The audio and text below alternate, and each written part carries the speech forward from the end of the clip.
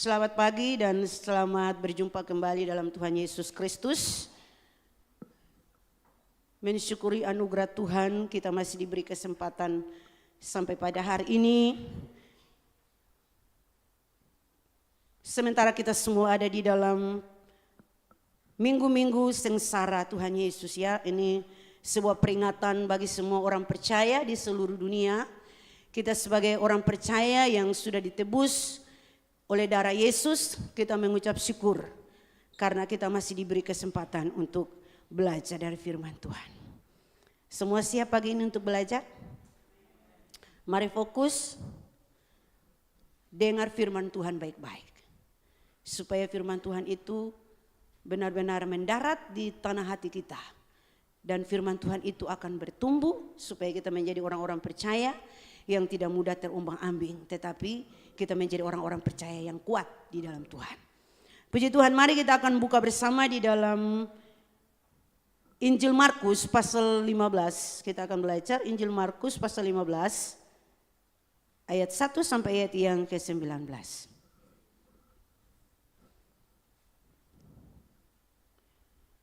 Markus 15 ayat 1 sampai ayat 19.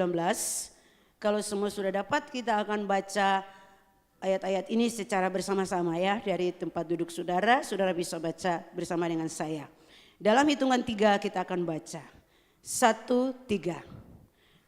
Pagi-pagi benar, imam-imam kepala bersama tua-tua dan ahli-ahli Taurat dan seluruh mahkamah agama sudah bulat mengufakatnya.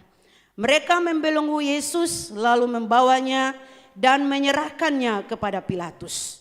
Pilatus bertanya kepadanya, "Engkaukah raja orang Yahudi?" Jawab Yesus, "Engkau sendiri mengatakannya." Lalu imam-imam kepala mengajukan banyak tuduhan terhadap dia. Pilatus bertanya pula kepadanya, katanya, "Tidakkah engkau memberi jawab?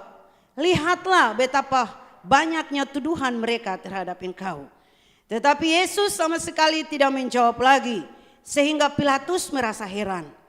Telah menjadi kebiasaan untuk membebaskan satu orang hukuman pada tiap-tiap hari raya itu menurut permintaan orang banyak.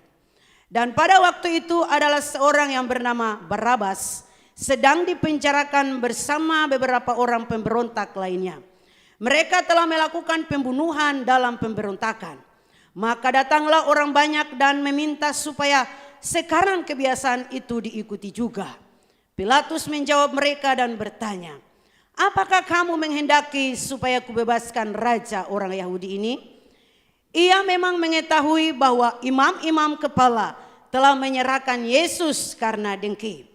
Tetapi imam-imam kepala menghasut orang banyak untuk meminta supaya Barabaslah yang dibebaskannya bagi mereka. Pilatus sekali lagi menjawab dan bertanya kepada mereka, "Jika begitu, apakah yang harus kuperbuat dengan orang yang kamu sebut raja orang Yahudi ini?" Maka mereka berteriak lagi katanya, "Salibkanlah dia." Lalu Pilatus berkata kepada mereka, "Tetapi kejahatan apakah yang telah dilakukannya?" Namun mereka semakin keras berteriak, "Salibkanlah dia." Dan oleh karena Pilatus ingin memuaskan hati orang banyak itu, ia membebaskan Barabas bagi mereka. Tetapi Yesus disesahnya lalu diserahkannya untuk disalibkan. Katakan amin. Puji Tuhan, kita ada di dalam minggu-minggu sengsara, minggu yang terakhir. Dan kita tahu bahwa sepanjang secara gereja telah mencatat bahwa kita sebagai orang-orang yang percaya kepada Yesus, kita yakin bahwa Yesus pernah disalibkan. Katakan amin. Yesus pernah disalibkan. Pagi ini lewat teks pembacaan ini ada satu tema khotbah yang akan saya bahas bagi kita pagi ini. Pilatus dan penyaliban Yesus Kristus. Apa yang mau diingatkan kepada kita atas penyaliban Yesus Kristus di bawah pemerintahan Pontius Pilatus? Proses penyaliban Yesus tidak terlepas dari keterlibatan beberapa tokoh yang sangat dianggap menonjol pada masa itu. Di antaranya adalah imam-imam kepala, ahli-ahli Taurat, mahkamah agama, Dan yang sangat ironis adalah keterlibatan penguasa, yaitu Pontius Pilatus. Pada zaman itu para imam kepala dan tua-tua Israel tidak memiliki kuasa politik. Jadi dalam pengertian bahwa mereka tidak punya kuasa untuk memutuskan penghukuman bagi seorang penjahat. Oleh sebab itu harus ada otoritas yang tertinggi dari kekuasaan Romawi. Itulah sebabnya mereka menyerahkan Yesus kepada Pilatus sebagai penguasa Romawi pada masa itu. Pontius Pilatus atau Pontius Pilate adalah nama yang sangat dikenal umat Kristen, ya. Kalau kita setiap kali ada peringatan Jumat Agung atau masa-masa di mana orang percaya, orang Kristen di seluruh dunia merayakan, memperingati hari kematian Tuhan Yesus, akan selalu teringat tentang tokoh yang satu ini, yaitu Pontius Pilatus. Dia adalah tokoh yang sudah tidak lazim lagi di pendengaran kita. Karena kita tahu bahwa Pontius Pilatus dikenal sebagai seorang penguasa yang terlibat, bukan saja terlibat, tetapi dia juga disoroti karena dia yang mengeksekusi penyaliban Tuhan Yesus Kristus. Orang banyak pada masa itu sesuai dengan pembacaan kita tadi bahwa mereka mendesak Pilatus supaya menyalibkan Yesus. Ada seberapa banyak kali diserukan, mereka berteriak dengan suara kencang, dengan suara nyaring, salibkanlah dia, salibkanlah dia, salibkanlah dia. Dan sebagai seorang penguasa yang pada waktu itu disoroti, dikenal sebagai seorang tokoh yang terkemuka, yang dipandang punya otoritas. Apa yang sebenarnya dilakukan oleh seorang Pilatus pada waktu itu? Pagi ini kita akan menggali bagian ini. Apa yang perlu diingatkan kepada kita sebagai orang-orang percaya, sebagai orang-orang Kristen di seluruh muka bumi ini? Apa pengertian yang sesungguhnya yang harus dimaknai, yang kita harus belajar pagi hari ini? Apa yang menjadi sorotan kita dari sisi seorang penguasa, yaitu Pontius Pilatus. Kita sudah membaca teks tadi bahwa secara spesifik di sini kita akan cari tahu tentang sisi pandang Pilatus tentang Yesus. Ada beberapa hal yang sebenarnya sudah diketahui oleh Pilatus sebagai penguasa wilayah kala itu. Sebelum peristiwa ini terjadi, antara lain kita akan menyimak secara baik, ya, supaya kita jangan kesasar. Kalau sampai Yesus menuju di Golgota, itu ada rentetan cerita. Nah, kalau kita tahu persis bahwa peristiwa tentang kematian Tuhan Yesus itu juga dicatat dalam sejarah. Selain dicatat dalam sejarah, ini juga menjadi sebuah rencana Allah. Jadi penyaliban Yesus tidak bisa terlepas dari apa yang dinamai dengan rencana Allah. Amin. Karena semuanya sudah dirancang oleh Allah. Karena begitu besar kasih Allah akan dunia ini, sehingga ia mengaruniakan anaknya yang tunggal, yaitu Yesus, supaya barang siapa yang percaya kepadanya tidak binasa, melainkan beroleh hidup yang kekal. Haleluya. Melainkan beroleh hidup yang kekal. Pilatus pernah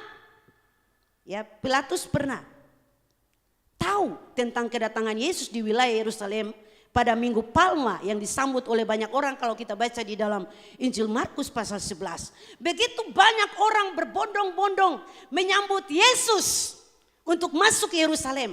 Dan tentu sebagai seorang penguasa di wilayah itu, Pontius Pilatus tahu persis peristiwa itu. Itu yang paling pertama. Itu yang paling pertama diketahui oleh Pilatus. Pilatus juga mengetahui Yesus diserahkan karena kedengkian para imam kepala pada waktu itu. Jadi Yesus diserahkan untuk disalibkan itu karena ada kedengkian hati dari para imam dan ahli-ahli Taurat.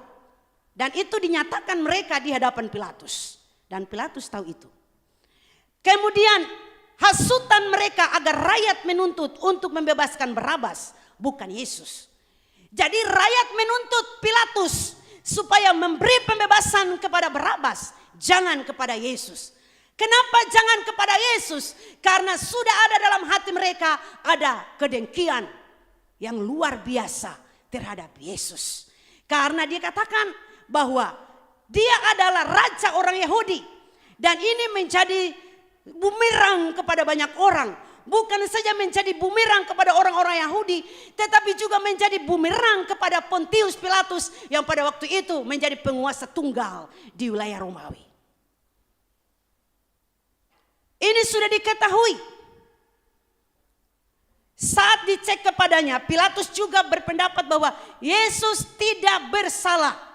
Kalau kita baca dalam Yohanes pasal 18 ayat 38, mengatakan bahwa setelah mengatakan demikian, keluarlah Pilatus mendapatkan orang-orang Yahudi dan berkata, aku tidak mendapati kesalahan apapun padanya. Dan itu Pilatus tahu. Pilatus tahu. Tidak ada kesalahan. Ketika Pilatus bertanya kepada Yesus, itu begitu banyak tuduhan terhadap engkau. Tetapi Yesus tidak menjawab sekata patah pun. Yesus tidak membuka mulutnya. Dan ini membuat Pilatus menjadi heran. Yesus tidak pernah membantah. Yesus tidak pernah membangkang. Ketika diperhadapkan di hadapan Pilatus, Yesus tidak pernah membangkang. Dan dia tidak pernah menjawab sepatah kata pun ketika Pilatus bertanya, setelah bertanya pertama kali dan kedua kali dan seterusnya, Yesus tidak pernah menjawab. Yesus tetap diam. Dan kemudian kita melihat terus bahwa ketika Pilatus sedang duduk di kursi pengadilan, istrinya mengirimkan pesan kepadanya, jangan engkau mencampuri perkara orang benar itu, sebab karena dia aku sangat menderita dalam mimpi tadi malam. Jadi kalau kita baca itu kita akan temukan ya di dalam pembacaan bahwa memang benar bahwa tidak pernah Yesus itu disebutkan sebagai orang yang bersalah.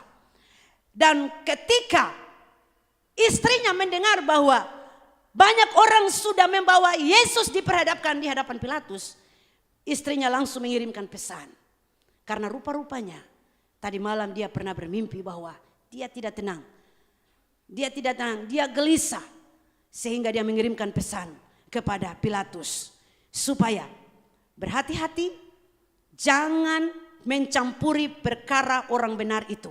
Karena saya sangat menderita tadi malam dalam mimpi. Ini sudah diberi peringatan. Sebenarnya Pilatus sudah tahu itu. Pilatus sudah sangat tahu. Pilatus mencoba menawarkan untuk membebaskan Yesus. Tetapi orang banyak itu sudah bersepakat untuk membunuh Yesus. Pilatus tidak berani menolak karena khawatir akan terjadi pemberontakan besar. Ia takut kepada Yesus, tetapi Pilatus lebih takut kepada banyak orang. Saudara, ini pelajaran berharga buat kita. Kita mau takut Tuhan atau mau takut manusia? Ketika kita diperhadapkan dengan kebenaran, kita mau pilih yang mana? Kita mau tetap di sisi yang benar, kita tetap hidup dalam kebenaran, ataukah ada penawaran-penawaran dunia yang begitu besar, penawaran-penawaran dunia yang begitu banyak? Kita mau tetap dalam kebenaran, ataukah kita mau menyenangkan manusia? Sebenarnya kita sudah banyak tahu. Ya. Kalau kita lihat dari sisi Pilatus, dia sudah tahu siapa Yesus. Yesus itu orang benar, dia tidak bersalah. Namun Pilatus lebih memilih apa yang dihasutkan oleh banyak orang. Karena dia tahu dia punya posisi, kalau sampai terjadi pemberontakan lagi, maka siap Pilatus akan pasti dilengsarkan. Karena memang sebelum itu sudah terjadi pemberontakan, terjadi pembunuhan, terjadi pemberontakan sehingga ada beberapa orang yang harus dipenjarakan, disalibkan, dipenjarakan. Salah satunya Barabas. Pemberontakan terjadi sehingga Pilatus mewanti-wanti jangan sampai terjadi sesuatu Dan akhirnya bisa membawa pengaruh yang sangat besar untuk karirnya di dalam pemerintahan. Saudara, ini memang kenyataan yang terjadi di dunia sekarang ini. Apakah kita menyenangkan Tuhan ataukah kita berada pada sisi yang mana? Saya yakin ketika ada di dalam masa-masa yang sangat sulit sekalipun, ketika kita sudah meyakini Yesus dalam hati ini, kita akan tetap memilih Yesus. Katakan amin. Tetap memilih Yesus. Saudara, ini dunia yang terjadi sekarang, keadaan-keadaan yang terjadi sekarang di antara kita belum seberapa. Kita akan diperhadapkan dengan keadaan-keadaan yang sulit. Penderitaan yang mungkin kita belum pernah mengalaminya. Tetapi apakah kita masih bisa berdiri atas nama Yesus dan tetap hidup dalam kebenaran ataukah tidak? Banyak orang bisa menjual Yesus hanya karena harta, kedudukan, dan lain-lain sebagainya. Tetapi ketika kita meyakini dan percaya bahwa Yesus sudah menjadi bagian dalam hidup saya, Yesus sudah menjadi yang paling utama dalam hidup ini, kita pasti akan tetap memilih Yesus. Apakah hari ini kita masih ada di pihak Yesus ketika dunia datang mengancam kita? Ketika segala sesuatu itu mencekam, apakah kita masih bisa memilih Yesus? Orang-orang percaya harus siap. Kita harus siap. Karena kita pasti akan masuk dalam masa-masa yang paling lebih sulit lagi. Jangan kita berpikir semua akan berjalan baik-baik saja. Kita akan masuk pada fase-fase yang mungkin kita tidak atau belum pernah mengalami itu. Namun hari ini saya mau katakan, kita harus siap untuk menghadapi keadaan-keadaan yang mungkin saja bisa membuat kita berada pada pilihan-pilihan. Karena sekali lagi kita diperhadapkan di tengah-tengah dunia ini, bukan kita berdiri sendiri. Kita diperhadapkan dengan musuh-musuh, orang-orang yang memusuhi Tuhan, orang-orang yang membenci Yesus, orang-orang yang memberontak terhadap Dia, yang menolak Dia sebagai Tuhan. Dan ini fakta yang terjadi di mana-mana. Gereja Tuhan kita harus siap sedia, mempersiapkan diri kita sebaik mungkin. Hidup dalam kebenaran, tinggal di dalam Kristus, berakar di dalam Dia, membangun kehidupan di atasnya. Harus berakar dan tetap tinggal di dalam Yesus. Tetap tinggal di dalam Dia, mengalami kuasanya dari waktu ke waktu. Ini paling penting bagi kita. Hari-hari ini mungkin kita belum melihatnya. Tetapi ingat sekali lagi, kita hidup menurut teladan Kristus. Kalau Yesus pernah menderita, kita harus juga siap untuk menderita. Memikul salib, menyangkal diri. Apakah ketika satu waktu nanti orang datang todong kita dengan senjata laras panjang, pilih Yesus atau pilih apa? Menyangkal Yesus ataukah apa? Mau tetap Yesus ataukah memilih yang lain? Saya tidak pernah tahu. Masa-masa ini akan terus berjalan. Firman Allah katakan masa-masa yang sukar pasti akan datang. Kesulitan pasti akan datang. Tetapi anak-anak Tuhan, firman Tuhan jauh-jauh hari memperingati kita supaya tetap berakar dan tinggal di dalam Yesus. Katakan kiri kanan, berakar dan tinggal di dalam Yesus. Tunjuk kiri kanan anakmu, istrimu, suamimu, temanmu. Berakar di dalam Dia. Jadi katakan itu sungguh-sungguh ya, jangan main-main. Berakar dan tinggal. Berakar. Yang cuma tinggal di atas tanah lalu kita punya dapat kekuatan dari mana? Kalau pohon yang hanya akarnya di atas, goyang dengan tangan langsung roboh. Tapi kalau akarnya tertancap, badai angin topan, pohon itu akan tetap tegak berdiri. Persiapkan diri, belajar dan tinggal dalam firman Tuhan. Ya. Sikap Pilatus dan para imam sangat kontras dengan sikap Yesus yang rela kehilangan nyawa dan mengorbankan dirinya bagi orang yang berdosa. Sangat kontras. Yesus mengasihi kita. Dia mencintai kita dengan membuktikan ketaatannya sampai mati di salib. Yesus mati di salib, dia membuktikan bahwa dia mengasihi kita. Kalau dia tidak sampai mati di salib, hanya sampai di Getsemani atau sementara di perjalanan menuju Golgota, Yesus memberontak dan sebagainya. Tetapi Yesus membuktikan sampai dia mati di salib karena dia mengasihi kita. Oleh sebab itu, mari kita terus mengasihi Tuhan.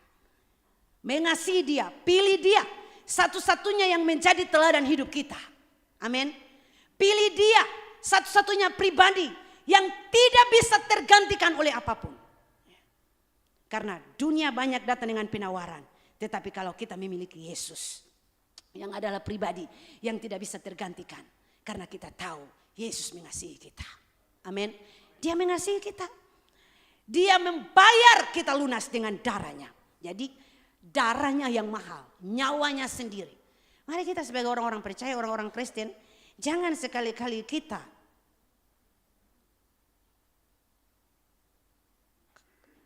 kadang-kadang orang Kristen tidak menghargai darah Yesus. Tidak menghargai pengorbanan Yesus.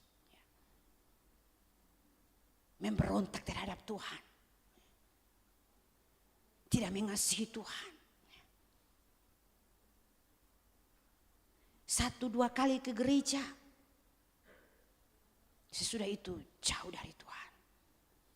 Tidak mengasihi Tuhan dengan sungguh-sungguh. Saudara, kita harus bersyukur sekali lagi lewat mimbar ini. Saya selalu sampaikan kepada saudara. Ya. Kita bersyukur kepada Tuhan karena kita masih diberi waktu. Kita masih diberi kesempatan. Kita masih diberikan semua fasilitas untuk bisa menyembah Tuhan dengan penuh kebebasan. Coba lihat di sisi belahan dunia yang lain. Banyak anak-anak Tuhan tidak bisa memuji Tuhan dengan bebas. Banyak orang percaya tidak bisa membaca Alkitab dengan bebas. Banyak orang percaya tidak bisa memuji Tuhan dengan bebas. Kita yang masih diberikan kesempatan. Mari kita hargai waktu-waktu ini. Kita hargai waktu yang Tuhan berikan kepada kita. Sungguh tidak lama lagi. Waktu ini pasti akan berakhir. Selama masih ada kesempatan, datang kepada Yesus. Cari dia. Cari dia dengan sungguh-sungguh. Beribadah kepada dia dengan sungguh-sungguh. Menyembah dengan sungguh-sungguh. Supaya kita mengalami Tuhan. Amin. Banyak orang Kristen tidak mengalami Tuhan. Hanya bisa angkat kaki ke gereja tetapi tidak mengalami Tuhan. Banyak orang bisa beribadah tetapi kehilangan kuasa. Namun kita bersyukur. Kalau ibadah kita mengalami kuasa Tuhan bekerja. Bersyukurlah kepada Tuhan. Karena itu yang memang Tuhan mau dari kita. Mengalami dia. Mengalami kuasanya. Karena Yesus mati di salib. Memberikan perubahan, membawa pemulihan bagi semua orang yang percaya kepada dia. Kematian Yesus Kristus tidak bisa kita samakan atau bandingkan dengan kematian para nabi, rasul, ataupun tokoh-tokoh besar yang ternama dimanapun di dunia ini. Dalam Roma pasal 5 ayat 10 dikatakan, sebab jikalau kita ketika masih berseteru diperdamaikan dengan Allah melalui kematian anaknya, lebih-lebih kita yang sekarang telah diperdamaikan pasti akan diselamatkan oleh hidupnya. Pasti akan diselamatkan oleh hidupnya. Karena Yesus mati dan dia bangkit dan hidup. Amin. Yesus tidak mati hanya di kuburan. Tetapi Yesus mati dan bangkit naik ke sorga. Berarti ada kehidupan. Kita menyembah pribadi yang hidup. Katakan amin. Kita menyembah Yesus yang hidup. Yang sudah mati namun bangkit kembali memberikan pembaharuan bagi semua orang yang percaya kepada dia. Haleluya. Saudara, firman Tuhan luar biasa. Ketika kita masih berdosa. Firman Tuhan bilang. Ketika kita masih seteru. Artinya bahwa kita ini menjadi musuh Tuhan ketika manusia jatuh ke dalam dosa. Tidak ada lagi didamaikan, tidak ada perdamaian dengan Allah. Artinya bahwa terputus. Namun kita bersyukur. Yesus datang, mati di salib, memberikan kehidupan. Haleluya. Kematian Yesus adalah hakikat keselamatan bagi umat manusia. Karena melalui kematiannya kita diperdamaikan dengan Allah. Alkitab menegaskan bahwa oleh darah Yesus kita sekarang penuh keberanian dapat masuk ke dalam tempat kudus. Karena ia telah membuka jalan yang baru dan yang hidup bagi kita melalui tabir, yaitu dirinya sendiri.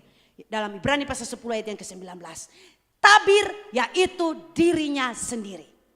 Dirinya menjadi korban. Artinya bahwa Yesus memberi hidupnya sepenuhnya. Mengalami hinaan, mengalami olokan, mengalami sindiran, dicambuk. Dicambuk sampai mati di salib. Yesus memberikan dirinya sebagai tabir.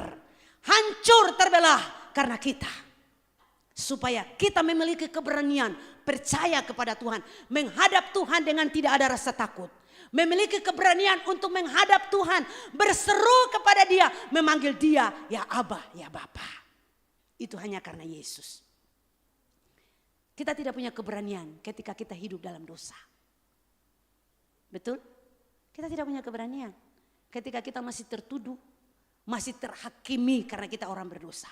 Tetapi kita bersyukur oleh tabir, yaitu diri Yesus sendiri. Dia berikan itu kepada kita supaya kita mempunyai keberanian menghadap Tuhan. Tidak ada rasa takut lagi. Kita diperdamaikan. Karena dosa manusia terpisah dari Tuhan. Namun kita bersyukur oleh darah Yesus. Dia menjadikan kita kembali bisa berdamai dengan Tuhan.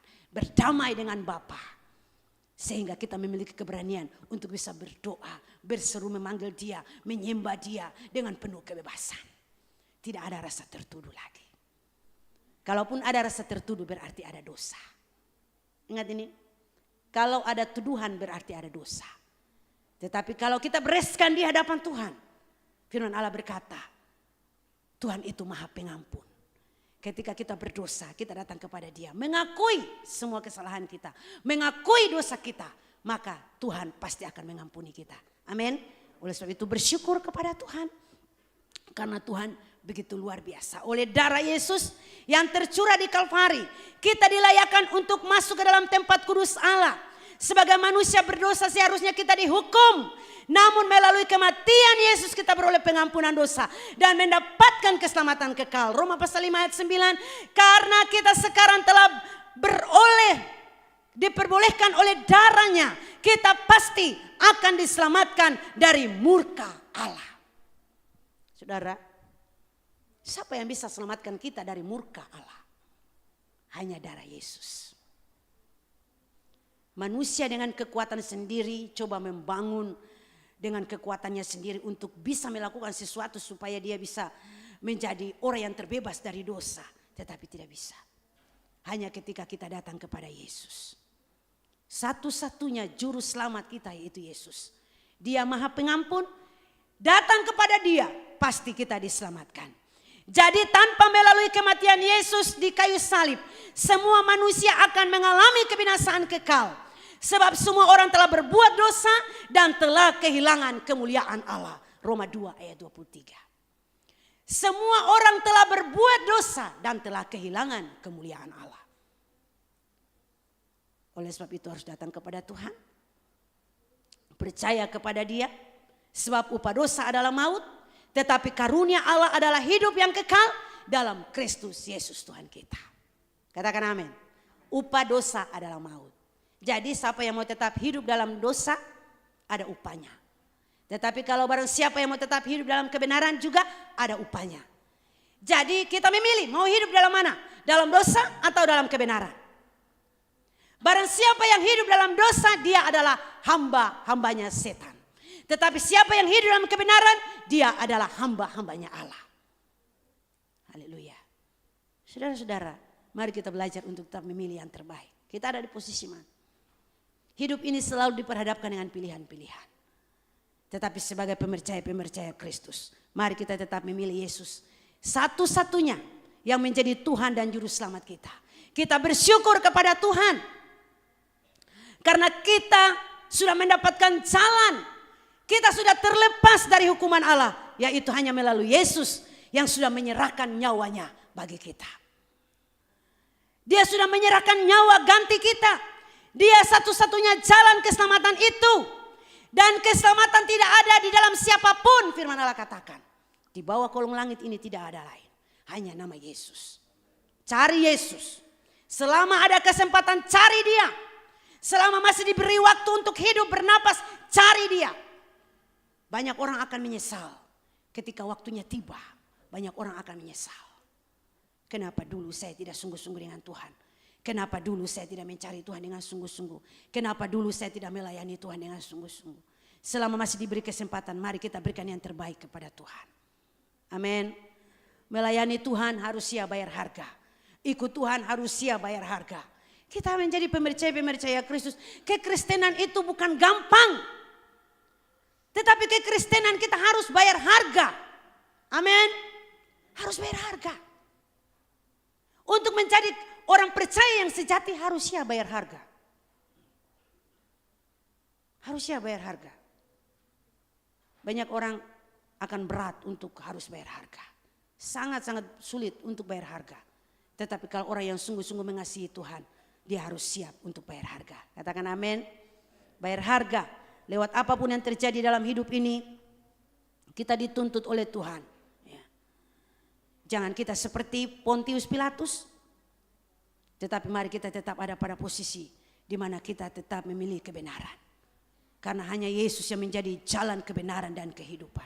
Tidak ada yang lain. Tidak ada yang lain. Yesus adalah jaminan kepastian. Di luar Yesus tidak ada kepastian. Di dalam Yesus selalu ada kepastian. Oleh sebab itu pilih Yesus yang menjadi kepastian kita. Hari-hari ini banyak orang sibuk. Ya, kalau kita lihat untuk memperingati Jumat Agung, hari Jumat akan datang ini. Semua orang sibuk. Ya. Semua orang meriah dengan dengan semua yang mereka lakukan. Ya. Aksesoris terpancang di mana-mana. Ya. Salib terpancang di mana-mana. Besar, kecil, sedang, semua ada di mana-mana. Tetapi apakah kita sungguh-sungguh menghargai kuasa dari penyaliban itu? Mari kita hargai pengorbanan Kristus. Selama kita diberi kesempatan, kita hargai pengorbanan Kristus. Katakan kiri kanan, hargai pengorbanan Kristus. Hargai. Hargai pengorbanan Kristus. Kalau kita menghargai pengorbanan Kristus, saya yakin kita pasti akan menjadi saksi-saksi Tuhan yang luar biasa. Amin. Kita akan menjadi berkat bagi banyak orang. Bukan menjadi batu sandungan. Tetapi kita pasti akan menjadi berkat bagi banyak orang. Menjadi kesaksian yang hidup bagi banyak orang. Membawa orang bagi Kristus untuk menyembah dia. Karena Tuhan mau supaya kita melakukan amanat agung. Orang-orang percaya harus siap melakukan amanat agung. Pergilah kamu ke seluruh dunia, beritakan Injil. Kepada semua orang, semua bangsa. Kalau hari-hari ini kita tidak sempat untuk kemana-mana, tugas kita berdoa. Menopang, mendukung pelayanan, pekerjaan Tuhan. Pemberitaan Injil bisa disiarkan di mana-mana. Sekarang ini sudah serba mudah. Orang mau dengar khotbah, orang mau belajar firman, semuanya sudah serba mudah. Cuma tinggal bagaimana kita meresponi semua keadaan ini.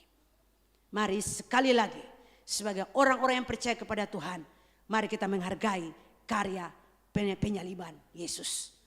Sehingga karya itu akan terus ada dalam hidup kita.